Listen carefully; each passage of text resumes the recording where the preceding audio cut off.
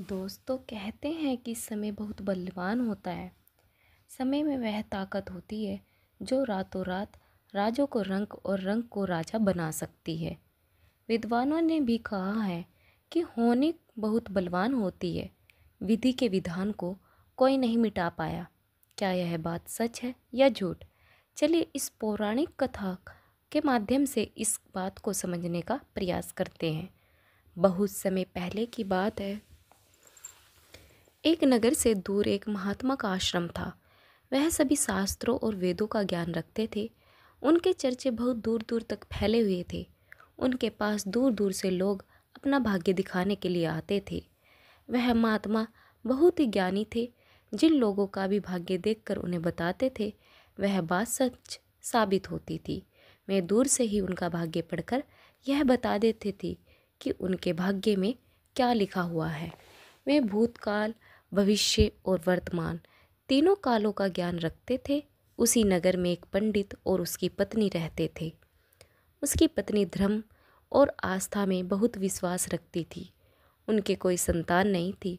उन्होंने गांव के लोगों से सुना था कि गांव से थोड़ी ही दूर एक आश्रम में एक महात्मा रहते हैं जो किसी का भी भाग्य बता देते हैं कि उसके भाग्य में क्या लिखा हुआ है।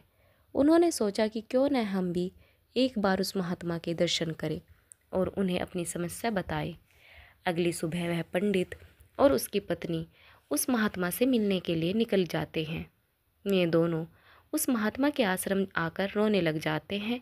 महात्मा दोनों को चुप कराते हुए पूछते हैं, बेटा रो मत, तुम्हें क्या दुख है मुझे बताओ, मैं कोई ना कोई समाधान जरूर निकालूंगा। तब पंडित कहता है कि गुरुदेव, हमारे कोई संतान नहीं है। यह दुख हम दोनों को हर दिन अंदर ही अंदर खाता रहता है। हमने आपका बहुत नाम सुना है, तभी हम आपके पास आए हैं। आप हमारा भाग्य देखकर बताओ कि हमारे जीवन में संतान सुख है या नहीं। फिर महात्मा कहते हैं कि तुम चिंता मत करो, मैं तुम्हारी मनोकामना पूरी करने के लिए कुछ उपाय बताता हूँ। तभी महात्मा पंडित की पत्नी को आश्रम के मंदिर से 2 सेब लाकर देते हैं और कहते हैं कि इनको आप दोनों पति पत्नी खा लेना, तो मैं अवश्य ही संतान की प्राप्ति होगी। उसके बाद पंडित और उसकी पत्नी महात्मा को प्रणाम करके वहाँ से अपने घर चले आते हैं। कुछ ही दिनों में पंडित की पत्नी गर्भवती हो जाती है और 1 साल के बाद उनके घर एक पुत्र का जन्म होता है। पुत्र का जन्म और उसकी पत्नी बहुत खुश थे। पंडित अपनी पत्नी से कहता है कि उन महात्मा के आशीर्वाद से हमें पुत्र की प्राप्ति हुई है, इसलिए मैं सोच रहा हूँ कि हम उन महात्मा को अपने घर बुलाकर उनकी सेवा करें। पंडिताइन भी पंडित की इस बात से सहमत हो जाती है। फिर पंडित उस महात्मा को अपने घर बुलाते हैं और उनकी खूब आवभगत में सेवा करते हैं। पंडित जी महात्मा जी से अपने बेटे का नामकरण करवाता है। महात्मा उसे पंडित के बेटे का नाम अर्जुन रख देते हैं। तभी पंडित कहता है कि गुरुदेव, हमारे बच्चे का भविष्य देखकर बताओ कि हमारा पुत्र जीवन में क्या करेगा। तभी वह महात्मा कहते हैं कि अभी इसको बड़ा होने दो, जब इसकी आयु 8 वर्ष की हो जाएगी तब इसको मेरे पास लेकर आना, मैं इसका भाग्य अवश्य बता दूंगा। यह बोलकर महात्मा जी वहाँ से चले जाते हैं। धीरे धीरे समय गुजरता है और वह दिन भी आ गया जब पंडित का बेटा 8 वर्ष का हो गया। लेकिन एक दिन पंडित अपने बेटे को लेकर उसी महात्मा के आश्रम में जाते हैं तो वह देखते हैं कि वहाँ लोगों की भीड़ लगी हुई है। तब पंडित का लड़का पंडित से पूछता है, पिताजी यह सब क्या हो रहा है? तब पंडित अपने बच्चे को बताता है कि यह मात्र माँ त्रिकालदर्शी है, इनको सभी के भविष्य का पता चल जाता है। यह सब लोग अपने अपने भविष्य का पता करने यहाँ आए हुए हैं। तब वह पंडित का लड़का उन गुरुदेव के पास जाता है और कहता है, गुरुदेव आप मेरा भी भविष्य देखिए ना। उस छोटे बालक की बात सुनकर गुरुदेव पहले तो मना कर देते हैं, लेकिन बाद में बच्चे की जिद बांध लेते हैं और उससे कहते हैं कि बेटा, मैं तुम्हारे भाग्य देखता हूँ, तुम मेरे सामने आकर बैठ जाओ। फिर महात्मा उस पंडित के पुत्र का भाग्य देखने लगते हैं। उन महात्मा ने अपने ग्रंथ को खोला और फिर पंडित के पुत्र के लालट को देखा। तब उन्होंने गणना की तो महात्मा ने देखा कि पंडित के पुत्र का विवाह तो एक नीच कुल की कन्या के साथ होना लिखा है। जब महात्मा ने यह देखा तो वह सोचने लगे कि अब क्या होगा। यह पंडित तो जाति से उच्च कुल का ब्राह्मण है और इसके पुत्र का विवाह नीच कुल की लड़की से होगा। यदि ऐसा हो गया तो यह कहीं का नहीं रहेगा और किसी को अपना मुंह दिखाने लायक भी नहीं रहेगा। महात्मा यह सब बात उस पंडित को बता देते हैं। पंडित यह सुनकर कि गुरुदेव नहीं नहीं, मैं ऐसा नहीं होने दूंगा। जब मैंने सब जान ही लिया है तो मैं अपने पुत्र के भाग्य को बदल दूंगा। आप मुझे सिर्फ इतना बता दीजिए कि मेरे पुत्र का विवाह किस लड़के के साथ होगा। तब उस महात्मा ने कुछ और गहराई से अपना ग्रंथ को देखकर गणना की तो उन्हें पता चला कि कई कोसों दूर गंगा के किनारे एक मछुआरे का परिवार रहता है और उसके परिवार में अब तक 5 पुत्रियों का जन्म हो चुका है। और जो मछुआरे के 5वें नंबर की कन्या है, जिसकी उम्र मात्र 2 साल की है और जिसका नाम उस मछुआरे ने शकुंतला रखा है, पंडित के पुत्र का विवाह उसी लड़की से होगा, ऐसा उसके पुत्र के भाग्य में लिखा है। यह सब सुनकर पंडित ने सोचा कि चाहे कुछ भी हो जाए, मैं अपने पुत्र के भाग्य को बदल कर ही रहूँगा। जब मैंने अपने पुत्र के भाग्य को जान ही लिया है तो मैं इसके भाग्य को बदल भी सकता हूँ। पंडित कहता है कि गुरुदेव, मैं भी आज देखता हूँ कि भाग्य बड़ा है या मैं बड़ा हूँ। तब वह पंडित ब्रह्मा जी के लिखे हुए विधान को बदलने के लिए चल देता है और चलते चलते वह पंडित उस मछुआरे के घर पहुँच जाता है। जब उस मछुआरे ने देखा कि उज्जैन के एक महान पंडित उसके द्वार पर खड़े हैं तो उस मछुआरे ने उस पंडित का बड़ा ही आदर सत्कार किया और कहने लगा कि ब्राह्मण देव, मुझे गरीब की कुटिया में आप पधारे हैं, यह तो मेरे लिए सौभाग्य की बात है। पंडित कहने लगे कि हे मछुआरे, मैं किसी उद्देश्य से तुम्हारे पास आया हूँ। मैं तुमसे यह जानना चाहता हूँ कि तुम्हारे घर में किसी 2 साल की कन्या ने जन्म लिया है। तो मछुआरा कहने लगा, हाँ पंडित जी, हमारे घर में एक पुत्री ने जन्म लिया है जिसकी आयु अभी 2 वर्ष की होगी। पंडित ने कहा क्या उसका नाम शकुंतला है? तो मछुआरे ने कहा, जी पंडित जी, उसका नाम शकुंतला है। पंडित ने कहा, हे मछुआरे, मेरे गुरु त्रिकालदर्शी है, उन्होंने मुझे कुछ मंत्र दिए हैं। मैं तो इस रास्ते से जा रहा था तो मैंने देखा कि तुम पर बहुत बड़ा संकट आने वाला है। वह संकट तुम्हारी इस 2 साल की पुत्री की वजह से ही आएगा। जब तक तुम्हारी सबसे छोटी पुत्री तुम्हारे घर में रहेगी तब तक तुम्हें पुत्र की प्राप्ति नहीं होगी। यदि तुम अपने घर के आंगन में पुत्र खेलता हुआ देखना चाहते हो तो तुम्हें अपनी छोटी पुत्री को अपने घर से दूर भगाना होगा। पंडित के ऐसे वचनों को सुनकर मछुआरा बोला कि पंडित जी, अभी वह तो नवजात बालिका है, उसकी आयु तो अभी मात्र 2 वर्ष की है, मैं उसे ऐसी हालत में कहाँ छोड़ सकता हूँ। पंडित ने कहा, मछुआरे, जब मैं तुम्हें तुम्हारा संकट बता सकता हूँ तो मैं उसके निदान के लिए तुम्हारी सहायता भी कर सकता हूँ। तब पंडित उस मछुआरे से कहते हैं कि मेरी कोई पुत्री नहीं है, तुम एक काम करो, तुम अपनी इस कन्या को मुझे दे दो, मैं इसका पालन पोषण करूँगा और जब यह बड़ी हो जाएगी तो मैं अच्छा सा वर ढूंढ कर इसका विवाह भी कर दूँगा। पंडित की बातों पर विश्वास कर वह मछुआरा पुत्र की लालसा में अपनी नवजात पुत्री को उस पंडित को दे देता है। पंडित मन ही मन बहुत खुश होता है और उस छोटी सी कन्या को लेकर चल देता है। चलते चलते वह पंडित सोचता है कि इस कन्या को अगर मैंने मार दिया तो मुझे बाल हत्या का पाप लग जाएगा। फिर उस कन्या से छुटकारा पाने के लिए वह पंडित एक बढ़ई के पास जाता है और उस बढ़ई से एक लकड़ी का एक छोटा सा बक्सा बनवाता है और उस बक्से में वह उस नवजात कन्या को सुलाकर नदी में प्रवाहित कर देता है। और पंडित सोचने लगता है कि यह बक्सा कुछ दूर जाकर नदी में डूब जाएगा और यह लड़की मर जाएगी। इस तरह इससे मेरा पीछा छूट जाएगा और मुझे बाल हत्या का पाप भी नहीं लगेगा। और वह पंडित अपने घर चला जाता है। परंतु इस दुनिया का कोई ऐसा व्यक्ति है जो किसी के भाग्य को बदल सके? क्योंकि उस लड़की के भाग्य में जीवन लिखा हुआ था, जिस कारण से वह बक्सा उस नदी में जल में नहीं डूबता है और नदी उसे बहाते हुए एक गांव के पास किनारे पर ले जाती है। उधर उस गांव का पंडित सुबह सुबह स्नान करने के लिए आता है तो उस पंडित की नज़र उस बक्से पर पड़ती है। जब वह पंडित उस बक्से को खोलता है तो वह देखता है कि बक्से के अंदर बहुत ही सुंदर कन्या लेटी हुई अपने पैर के अंगूठे को चूस रही है। वह पंडित संतानहीन था और गंगा जी से रोज संतान प्राप्ति की प्रार्थना करता था। उस बच्ची को देखकर वह पंडित सोचने लगा कि गंगा जी ने मेरे लिए इसी पुत्री को मेरी संतान बनने के लिए भेजा है और मेरी प्रार्थना गंगा जी ने स्वीकार कर ली। इस तरह वह पंडित जी उस कन्या को लेकर अपने घर के लिए चल देता है। जब पंडित अपने घर पहुंचता है और उस पुत्री को अपनी पत्नी को दिखाया तो उसकी पत्नी कहने लगी कि आप यह किसकी पुत्री ले आए हो, यह बड़ी ही सुंदर है। तो पंडित जी कहने लगे कि गंगा जी ने हमारी प्रार्थना स्वीकार कर ली है और इस कन्या को हमारी संतान के रूप में हमारी झोली में डाल दिया। आज से हमारी इकलौती पुत्री है, इसका हम बड़े अच्छे से पालन पोषण करेंगे और इसे अच्छे संस्कार देंगे, इसे किसी चीज़ की कोई कमी नहीं होगी। इस प्रकार वह पंडित और उसकी पत्नी उस कन्या का पालन पोषण करने लगे। समय गुजरा और समय के साथ साथ वह कन्या भी बड़ी हो गई। जैसे जैसे वह कन्या बड़ी हुई तो वैसे वैसे ही उसकी सुंदरता में चार चांद लगने गए। वह इतनी सुंदर थी जैसे कोई इंद्र की अप्सरा हो। फिर जब वो लड़की थोड़ी और बड़ी हुई तो एक दिन पंडिताइन ने अपने पति से कहा कि सुनते हो, हमारी बेटियां अब बड़ी हो गई और इसकी विवाह की उम्र भी हो गई। आप कहीं जाकर वर ढूंढकर हमारी बेटिया की शादी कर दो। पत्नी की यह बात सुनकर वह पंडित अपनी इकलौती पुत्री के लिए वर देखने के लिए चल देता है। जब आसपास में उसके लायक कोई वर नहीं मिलता तो पंडित जी अपनी पुत्री के लिए वर की तलाश करते करते उज्जैन नगरी में पहुंच जाता है।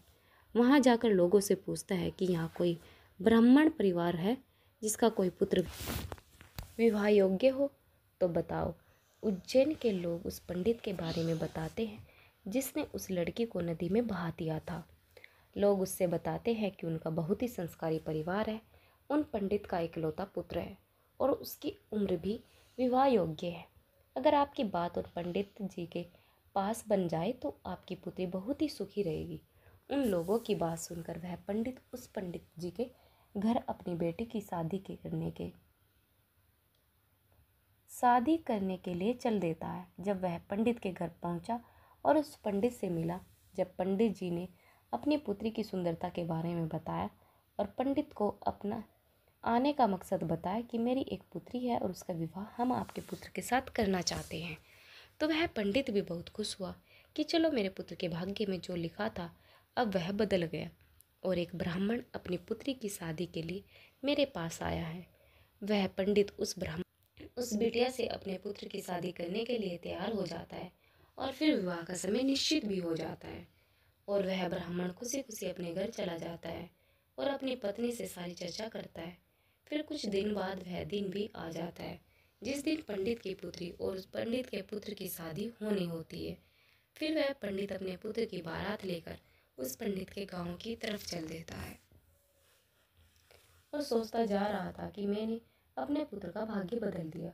लेकिन पंडित को पता नहीं था कि विधाता का लिखा हुआ कोई नहीं मिटा सकता, उसे स्वयं विधाता भी नहीं मिटा सकते। विधाता ने जो लिख दिया वह तो अटल है, जैसे जिसके भाग्य में लिख दिया वैसा तो होकर ही रहता है, चाहे कोई कितना भी जतन कर ले, लेकिन भाग्य के लिखा कोई नहीं मिटा सकता। इस तरह संयोग से आज वही मछुआरे की कन्या आज पंडित की पुत्री बनकर उस पंडित के बेटे के साथ विवाह करने के लिए तैयार हो रही है, जिसे उस पंडित ने पानी में बहा दिया था।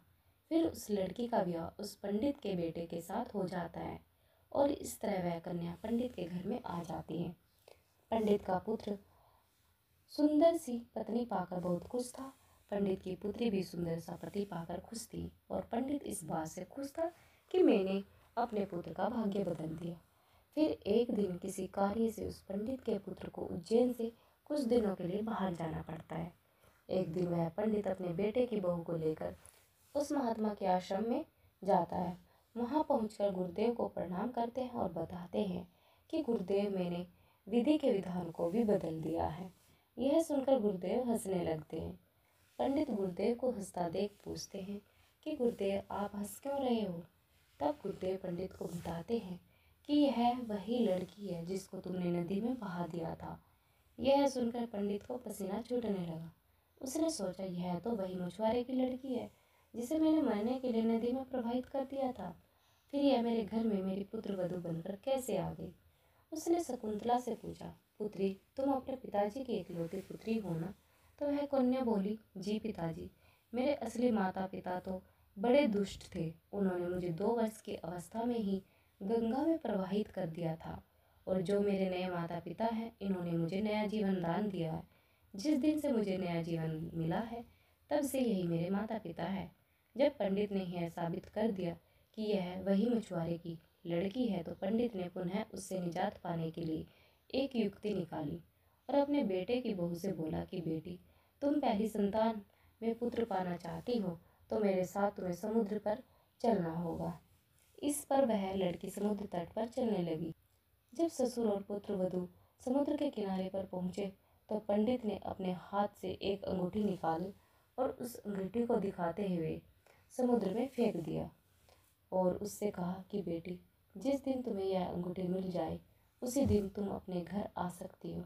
यह अंगूठी नहीं मिली और तुम अपने पिता के घर पहुंच गई या मेरे घर आ गई तो तुम अपने पति को हमेशा के लिए खो दोगी।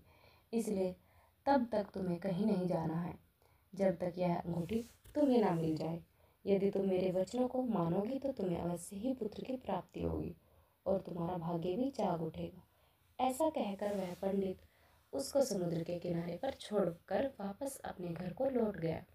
शकुंतला ने काफी प्रयास किया लेकिन उसे वह अंगूठी नहीं मिली। जब अंगूठी नहीं मिली तो वह बेचारी एक रास्ते की तरफ चल दी, क्योंकि ना तो वह अपने पिता के घर जा सकती थी और ना ही अपने पति के घर जा सकती थी।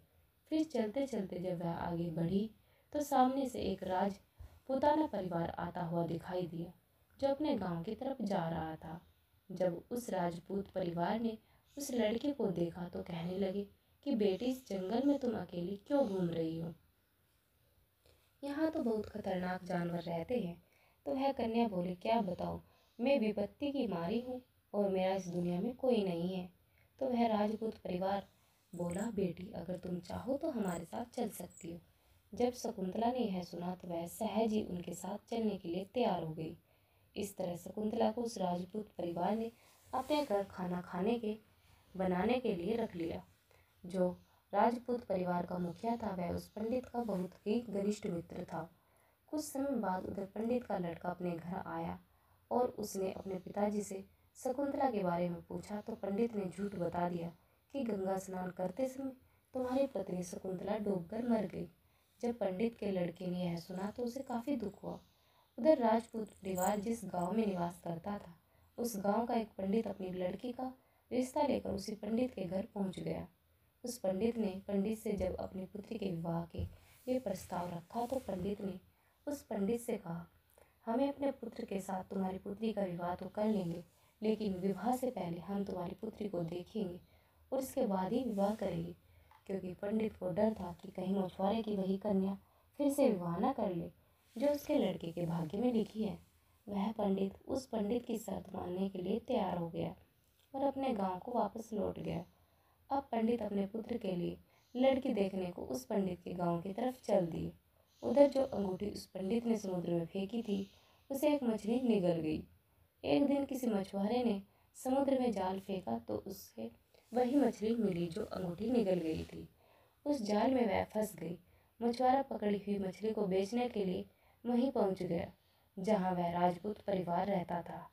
राजपूत परिवार के मुखिया को मछली खाना बहुत ही पसंद था, इसलिए उस राजपूत ने उस मछुआरे से उस मछली को खरीद लिया और उस मछली को ले जाकर शकुंतला से कहा, बेटी, क्या तुम मेरे लिए मछली पका दोगी?